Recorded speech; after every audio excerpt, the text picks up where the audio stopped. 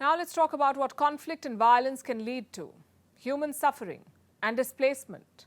We saw it in 2022. More than 71 million people were forced to leave their homes. That's the highest ever in 1 year. These are internally displaced people, refugees in their own countries. This year's global report on internal displacement is painting a rather bleak picture of the world, since we're reporting the highest number ever of internally displaced people globally. This is roughly double the number that we were recording 10 years ago, and it's a 20% increase on last year. 71 million people forced to leave their homes but not flee their countries. What explains this high number of internal refugees? The war in Ukraine and climate change. These were the two biggest factors. Much of the increase is caused, of course, by the war in Ukraine, but also by floods in Pakistan, by new and ongoing conflicts across the world, and by a number of sudden and slow onset disasters that we've seen from the Americas all the way to the Pacific. Climate change is hurting the whole world, but in 2022, the worst affected was Pakistan. It suffered a brutal monsoon last year. There were massive floods. They displaced about 8 million Pakistanis. Many returned home when the floods abated, but more than 1 million couldn't go back even by the end of the year, last year. And this is a conservative estimate. It's extremely difficult to collect information about internally displaced people, so this report does not show the full picture. It talks about displacements due to conflict. That's where Ukraine tops the list. Over the last year, almost 17 million Ukrainians had to leave their homes. As the war spread from one city to another, people moved to relatively safer zones. Russia's initial offensive was rebuffed in Kiev. Fighting in the capital ended by April 2022. So people could return home here. But that's not the case in cities like Bakhmut. It's been the worst and the longest battle in this war. It has seen near constant warfare. The city is in ruins, and the people of Bakhmut don't have a home to return to. At the end of 2022, about 6 million people remain displaced in Ukraine, the second highest in the world after Syria. This is the list of 10 countries with the most internal refugees due to conflict. Most of them feature regularly in this list, like Afghanistan. Last year, more than 32,000 people were displaced due to violence in Afghanistan. More than 4 million Afghans displaced earlier have not been able to return home. And it's not just conflict that is plaguing this country, it's climate change too. Multiple natural disasters struck Afghanistan last year. There were heavy floods in May, an earthquake in June. Almost 250,000 Afghans were displaced. More than 2 million cannot go home due to climate disasters. The total number of Afghans who become refugees in their own country is 6.5 million. And this does not include the people who fled the Taliban regime, who've left Afghanistan. Across the border in Pakistan, things are hardly better. Like I said, 8 million people were displaced due to the monsoon last year. Agricultural land was submerged, cities were inundated, people survived in makeshift camps, waiting for the waters to recede. Disease and hunger crippled the population. Pakistan is still reeling under the economic impact of the floods, and now it's setting itself on fire over politics. Conflict in Pakistan is not ending anytime soon, and climate change is far from being reversed. So this year is not expected to be better. It's a grim situation, the world over, in fact. People, often the most poor and marginalized, are being forced from their homes. This year's conflict in Sudan is sure to drive up the numbers further. There's not much we can do except hope that conflicts end and climate action becomes more urgent. Until that happens, the refugee numbers will keep rising. And it won't just be a humanitarian problem anymore. It will be an economic, political, and social problem. And as of today, world leaders aren't even talking about addressing it. Do you remember Liz Truss? I won't blame you if you don't. She was Prime Minister of Britain for all of 45 days. Her policies were disastrous. They plunged the British pound to an all-time low. You don't recover from that sort of thing. But Liz Truss still has hope. She's trying to make a comeback ahead of next year's election. Her strategy? Taiwan. Truss has announced that she will visit the island next week. What for? To show solidarity, she says. But let's be real. Liz Truss is not going to show solidarity. She's going to revive her political career. And what better way than a visit to Taiwan? A former Prime Minister bravely standing up against China. Normally, it would make for great headlines, but this time, even her own party is not amused. The chair of the Foreign Affairs Committee has criticized the plan. She's also a Tory, by the way. And she says the visit is the worst kind of Instagram diplomacy, and we agree. Taiwan isn't some campaigning ground for Western leaders. It's a self-ruled island of 23 million people. These leaders fly on private jets. They wine and dine with Taiwan's leaders, make some statements about democracy and freedoms, and then they fly out. It's the people of Taiwan who deal with the consequences. Do you remember Nancy Pelosi's visit? She was retiring as US Speaker last year. She wanted something to cement her legacy. So what did she do? She went to Taiwan. Pelosi's trip ended without any hiccups. But do you know what happened afterwards? China carried out 6 days of live fire drills. They were this close to war. Dozens of fighter jets buzzed near Taiwan's airspace. PLA warships sailed on the horizon. Imagine living in that situation under the constant threat of war. Nancy Pelosi did not feel any of that fear or concern. She was safely on a plane back home. Pelosi used Taiwan to create her legacy. Liz Truss wants to use Taiwan to relaunch her career. It's selfish and dangerous politics. Does that mean no Western leader should visit Taiwan? Of course not. But visits should have a genuine objective. It should be over and above material assistance. Right now, that's not the case. We keep hearing about new US military packages for Taiwan. Another one is about to be cleared. It's worth $500 million. But how many of these weapons have actually been delivered? The backlog is huge. Some reports say it's worth $19 billion. Just think about that. Weapons worth $19 billion are yet to be delivered. So put yourself in the shoes of Taiwan's leaders. What would you want? The weapons you were promised? Or another symbolic visit followed by Chinese war games? I think I know the answer. In this case, the war games may not even happen. Why is that? Because even China doesn't care about Liz Truss. Look at this report in the Global Times. It says, washed up political figure Liz Truss eyes political capital through Taiwan visit. As they say, even a dead clock is right twice a day. Here, the Global Times is right. My point is, the West should focus on actual assistance, whether it's weapons, financial aid, or political support. Such visits are nothing but distractions, and dangerous distractions at that. And this is not just about Taiwan. The West's Indo-Pacific policy has historically been like this. High on talk, low on action. Fiji's former Prime Minister summed it up best. He was speaking to US Secretary of State Antony Blinken last year. Listen to what he said. Fiji and our small state neighbors have felt at times, to borrow an American term, like a flyover country. Small dots spotted from plane windows of leaders en route to meetings where they spoke about us rather than with us. That's a damning but true assessment. But now things seem to be changing. Joe Biden is scheduled to visit Papua New Guinea on the 22nd of May. Reports say he will sign a defense and security pact. No secrets who the target is. It's China. The US will also double financial aid to $32 million. Out of this, $25 million is for climate action, which is all great. But the question is it too late?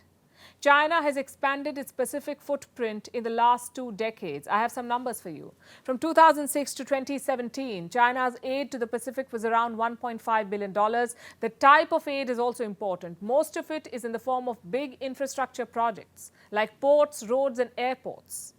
Chinese companies are also in the game. Their investments reached $958 million by 2017. Chances are it's now crossed $1 billion. Trade is growing. It was $153 million in 1992. It increased to $5.3 billion in 2021. And the US stood by as all of this happened, as China tried to displace the West in the Pacific. But last year, things changed. China tried to sign a security pact with 10 Pacific nations. The plan failed, but Washington woke up. Biden decided to host Pacific leaders at the White House. He also announced an $800 million financial package. Fun fact, the US Congress still hasn't cleared it. These delays have given China a foothold in the Pacific. But there's still hope. The rejection of China's security pact is evidence of that. The US must use this opportunity to push ahead. Let's see what Biden's Papua New Guinea visit can achieve on that front. This time, he's not flying over the country. He's actually making a stop.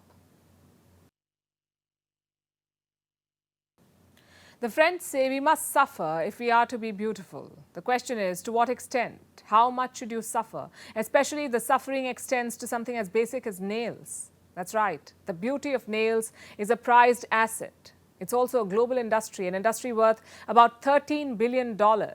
It sells pretty nails with an unspoken undertone of dangerous diseases. Now a woman is speaking up. Lifelong use of manicures has given her an allergy. Her nails have become inflamed, they're peeling off, her fingers have turned purple. She can barely use her hands anymore. But she isn't the only one. Health experts say manicures and gel nail paints can cause cancer, DNA damage and severe rashes. It sounds horrifying. But if pretty nails have such ugly consequences, then why is the world still such a fan? Here's a report. They say beauty is pain. But just how much? Ask Lisa Dewey. She's a 36-year-old British woman. She used to be a fan of gel nails. You know, the artificial nail enhancements done in place of natural nails. They give nails a glossy look. But more than that, they've given Dewey a terrible allergy. Her nails have become inflamed. They're peeling off from the nail bed. Skin is tearing away from her fingers, which, by the way, have turned purple. She's unable to do basic things like wash her daughter's hair. She's in a lot of pain. But she's not the only one. Many women share her pain. Some of them now have cancer. Yes, manicures have given women skin cancer on their hands. It's because of the nail dryers used in salons. They emit ultraviolet light.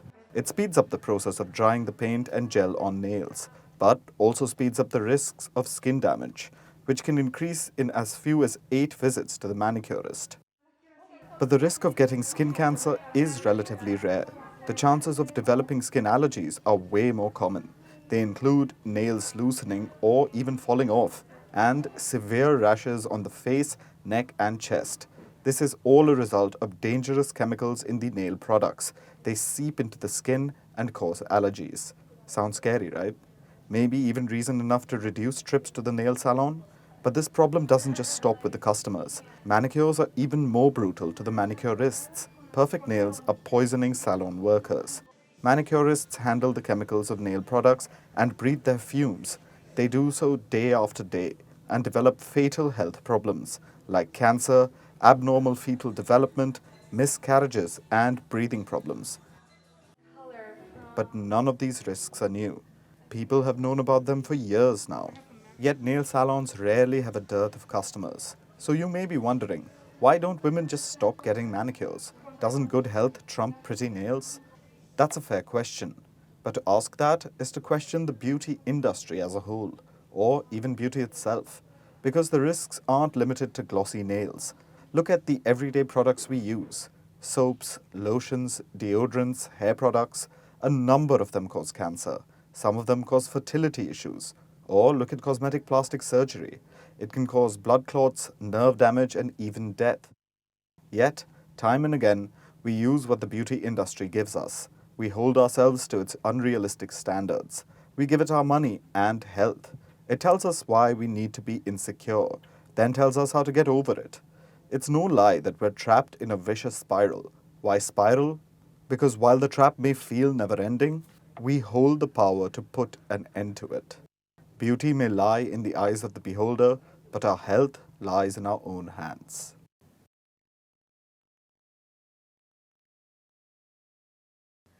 Now let's turn our attention to space. Scientists are baffled by a mysterious celestial object, an ultra-luminous X-ray source.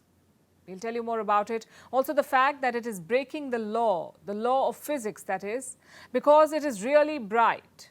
To give you an idea, it is 10 million times as bright as the sun.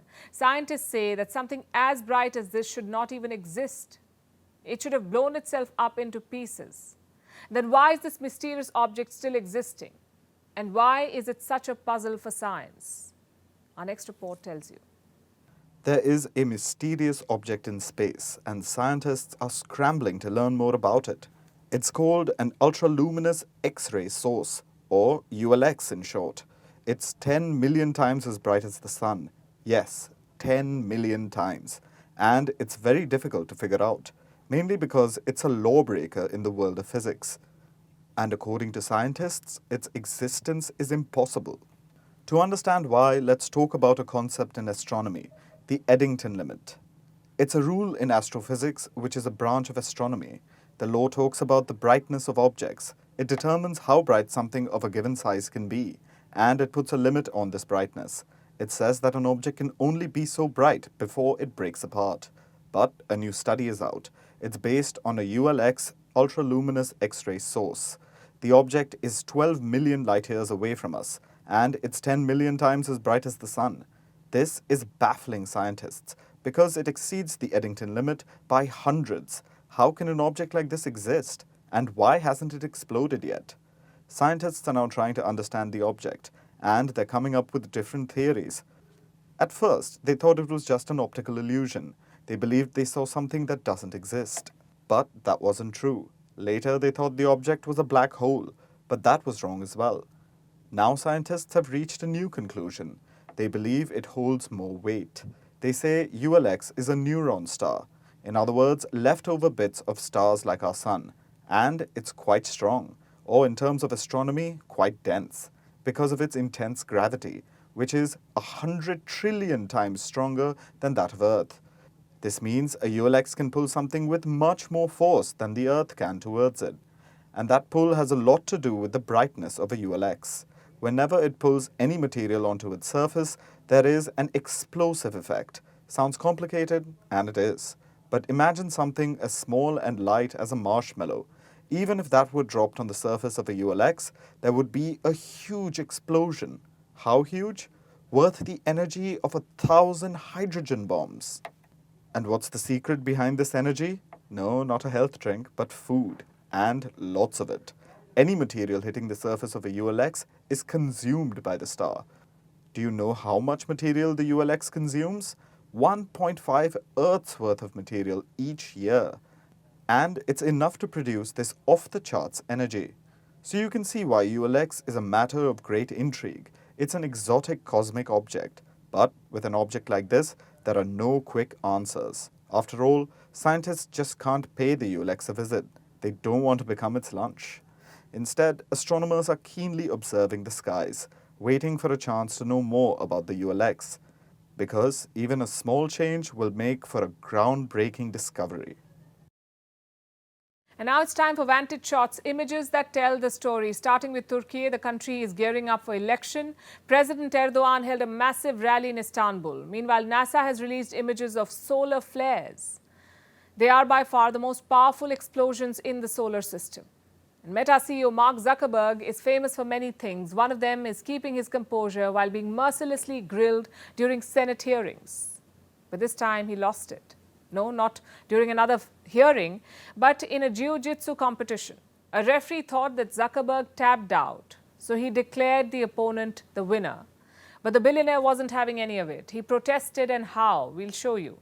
And finally, what makes May the 11th significant? We're taking you back in history. On this day, India conducted 3 underground nuclear tests. This happened at the Pokhran range in the Indian state of Rajasthan. The year was 1998. The test was called Operation Shakti. Atal Bihari Vajpayee was the Prime Minister of India. 2 days later, another test was conducted. The world condemned the tests, but for India, it was a source of national pride and technological advancement. Over the years, India has proven to be a responsible nuclear power with a no first use policy. We leave you with that. Thanks for watching. See you tomorrow. Pokhran परमाणु परीक्षण के जरिए भारत ने न केवल अपने वैज्ञानिक सामर्थ्य को साबित किया, बल्कि भारत के वैश्विक कद को एक नई ऊंचाई भी दी थी। अटल जी के शब्दों में ही कहूं तो अपनी ध्येय यात्रा में हम कभी रुके नहीं हैं, किसी चुनौती के समक्ष कभी झुके नहीं हैं। Alıp gitme İstanbul. Dön de bir bak kiradın geldi. Ayağa kalk İstanbul. İşte İstanbul'un Cumhurbaşkanımız Recep. Ayağa kalk İstanbul. İskanı Mustafa Destici.